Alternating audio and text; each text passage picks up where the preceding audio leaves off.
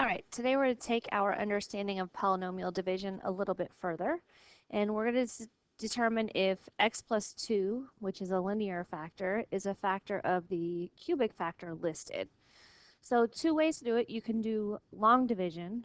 I hate long division. There's only a couple cases that I ever use long division. One of them will come up today in example 8. But I usually use synthetic division. And so keep in mind that synthetic division uses the root. This is known as the factor.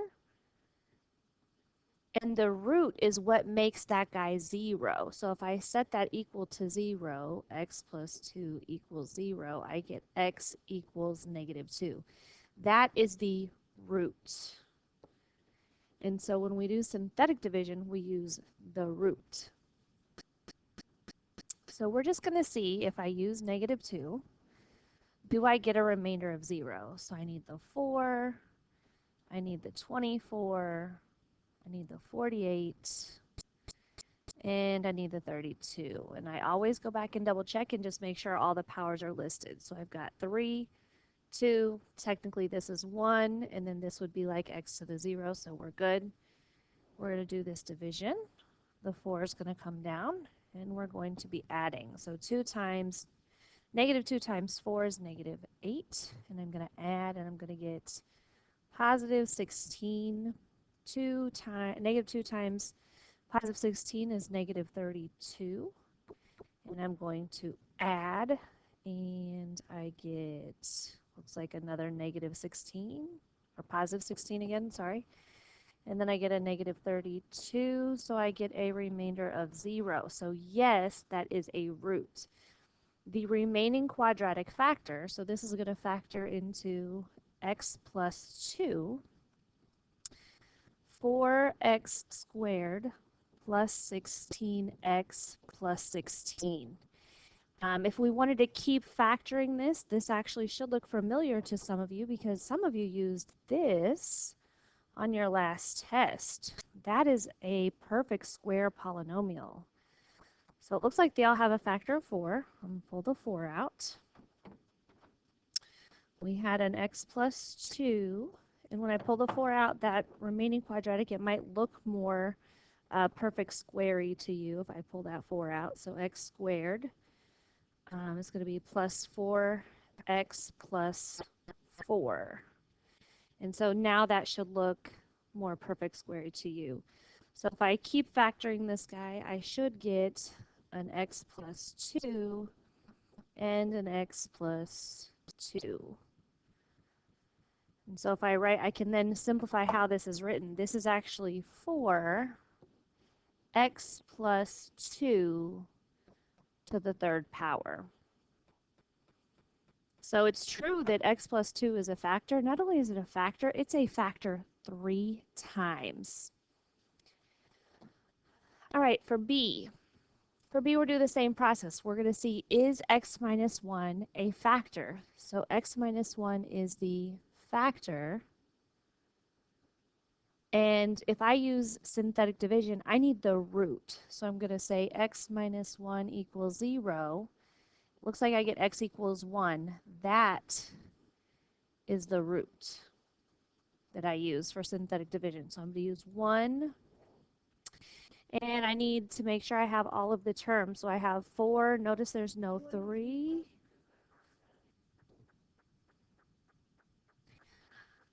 All right, so notice there's no 3rd degree in there. So I have 2 for x to the 4th. I don't have an x to the 3rd, so I have a 0. I have a 3x for the square, so I need the 3. I have a minus 5 for the x term and a plus 7 for the constant term. All right, so the 2 is going to come down and we're adding. So 1 times 2 is 2. I'm going to add that. 0 plus 2, I get 2. 1 times 2 is 2. I'm going to add that again, and I get 5. So I'm going to say 1 times 5 is 5. I get a 0 right here, but that's not really where I'm interested in having the 0. I still have this last term to deal with. So I'm going to have 0 times 1 is 0, and I'm going to add these. I have 7. This has a remainder of 7. And there's a couple things we've already discussed. What I know then is if I plug 1 into this equation, I should have a y value of 7. So that remainder right there tells me that the 0.17 is on the graph. That's from our remainder theorem. Another thing that I know is if I try to write this as the factor and the quotient, so I know that I can write this as x minus 1. I'm going to have 2x, it's going to go down 1 power, so the third, plus 2x squared plus 5x, and then I have a plus 7 over x minus 1. I can write it like that if I want also. So this is our quotient and remainder portion. So this piece is the quotient. And this other piece over here, this is the remainder.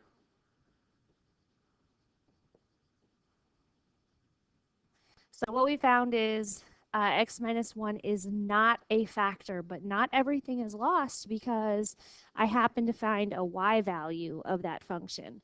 So if I tried, let's say 2, then if I got to a negative number, then I would know there would be a 0 between there using that intermediate value theorem that we discussed a few days ago.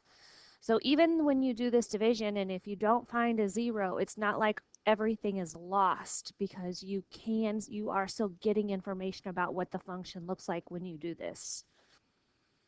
Okay, let's look at example 7. In example 7, it says consider this cubic polynomial, and we need to show that -2, -3, and 1 are all zeros, and then write it in factored form with all the pieces that are linear. So that just means that we have x plus or minus, x plus or minus, x plus or minus. Since they gave me zeros to try, we're going to use synthetic division, but there's one of these that I would do synthetic division last for, and that is the fraction. Synthetic division works with fractions and decimals. I just know that I make errors when I do it, so I try to avoid those. So for that reason, I'm going to do the -2 and the 1 first. So what this looks like, I'm going to do the -2 first.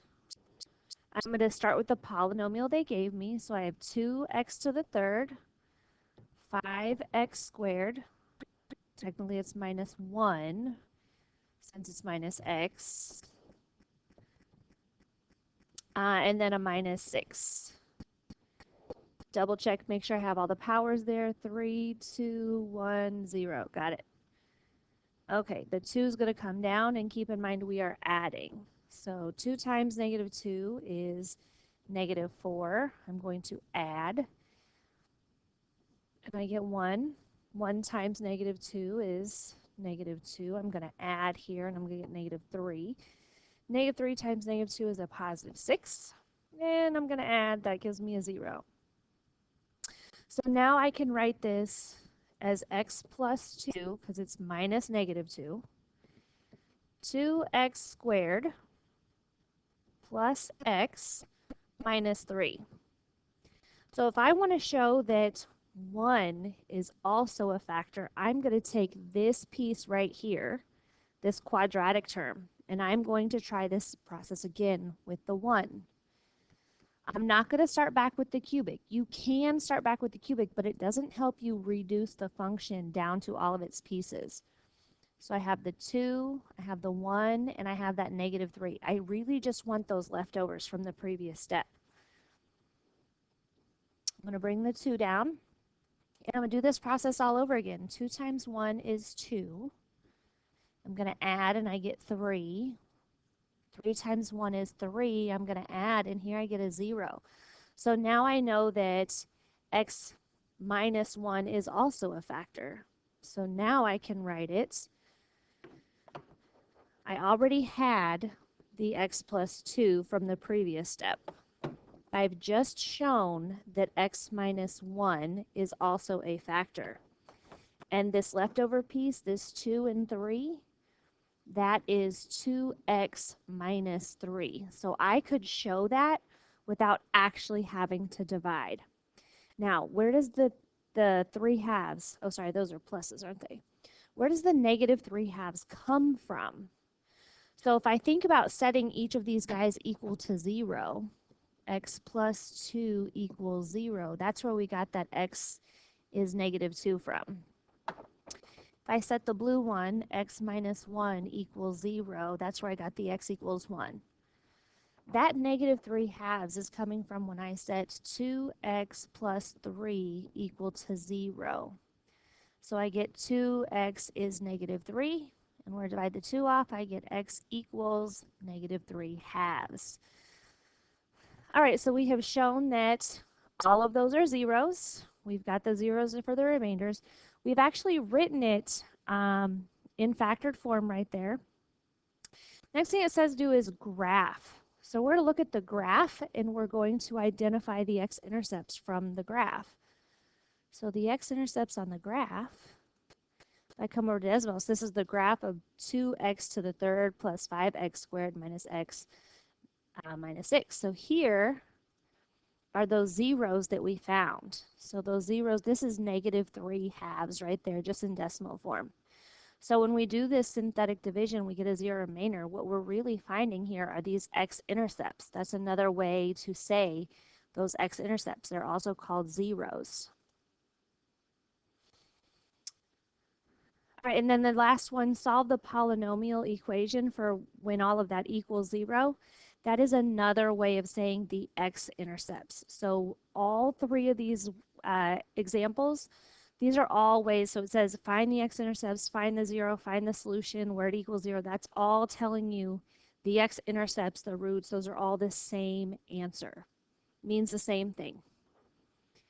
All right, let's look at example 8.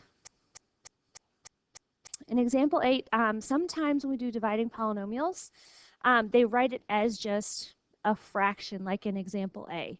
So in example A, we could use long division. If you're more comfortable with long division, especially when that root would be a fraction, that's fine. If you are comfortable using the fraction, then we can use the fraction. So I think I'll probably show you both ways.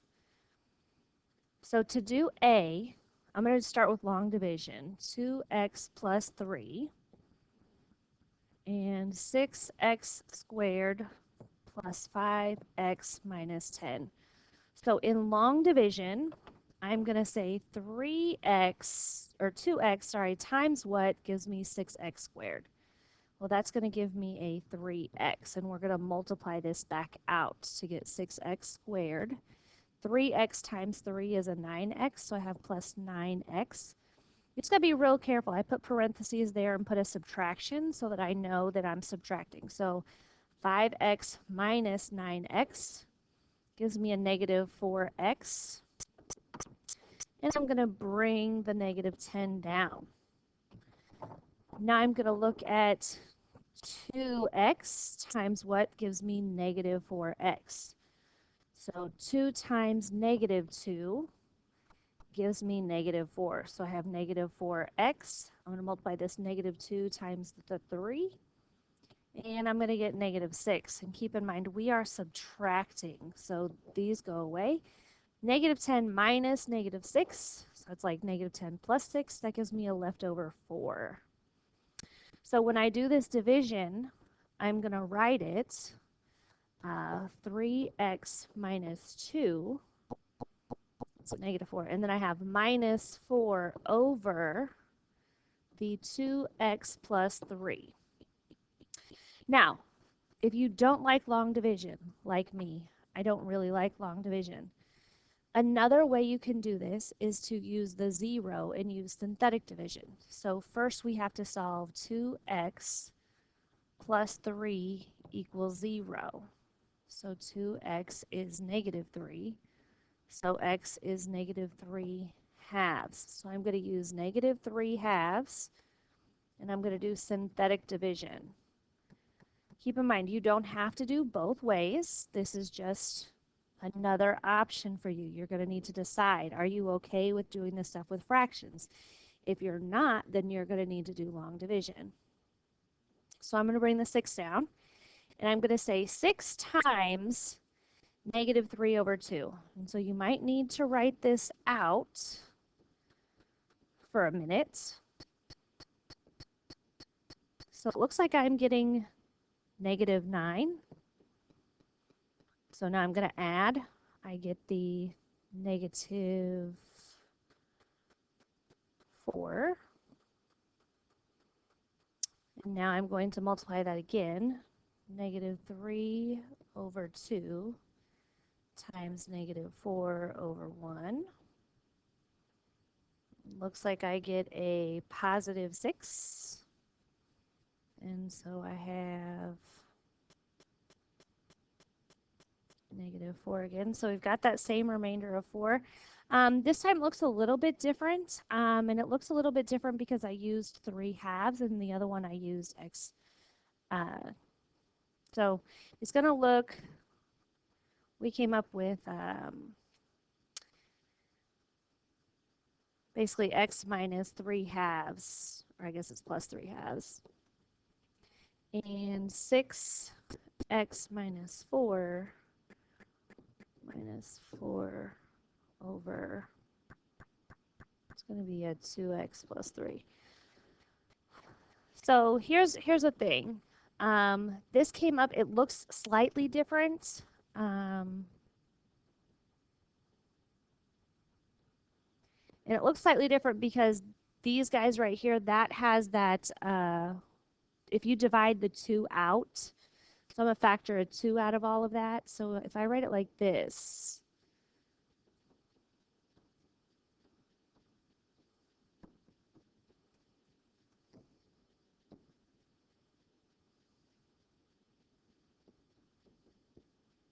now you can see that it is the same thing. The key here is that we got the same remainder. So that same remainder is what's showing us that those are the same thing. It's just up to you which way you want to solve that. All right, so then B is a doozy. When we look at B, I would probably only use long division on B. And I would use long division because the term is not linear. So if you are trying to use synthetic division on B, you need to solve for where that guy equals 0. So if I'm trying to use synthetic division, I'm trying to solve this equals 0. But that is not a real 0. Those would be imaginary. So we're going to do it with long division, and then I'm going to show you how to divide with imaginary. So I'm going to have x squared plus 1. I almost always use long division when I'm dividing with a quadratic. 5x cubed minus 4x squared plus 7x minus 2. Oops, too close.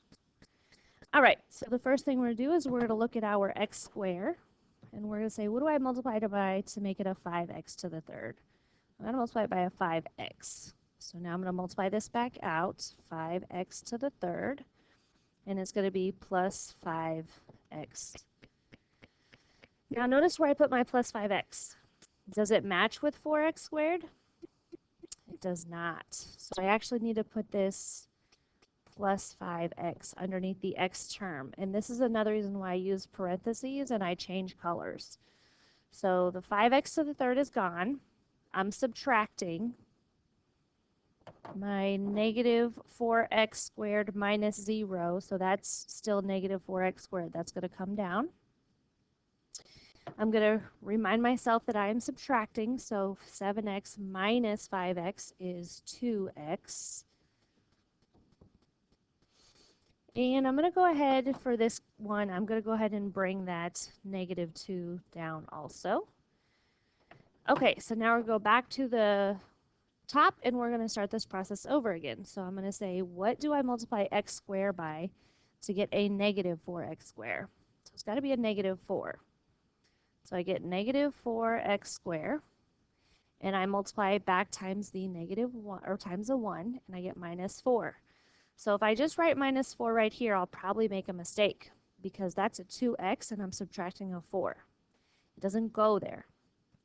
It goes over here with the 2, which is why I went ahead and I brought the 2 down. So I put my parentheses, put my subtract out front so I can actually subtract 2x minus 0 is 2x, so I'm going to bring it down. And then I have negative 2 minus negative 4. Well, negative 2 minus negative 4, that becomes plus 4. Looks like it's going to be a plus 2. So when you divide, this is what you get left over. So that's your remainder. Now, if I was trying to divide with synthetic division, we would have to solve this for equal 0. So I'm trying to solve this x squared equals negative 1. So if I square root both sides, I get x equals the plus and minus square root of negative 1. Well, what is that from our last unit? I'm going to get x equals the plus and minus I. So I would have to divide with I to pull this, to get all this to reduce. And that's going to be 2 steps. You're going to get some mistakes with your i's because notice none of these terms have I in them. So it tends to get messy, so I tend to not do that. I tend to just use the quadratic that's there, especially if it's nasty with I.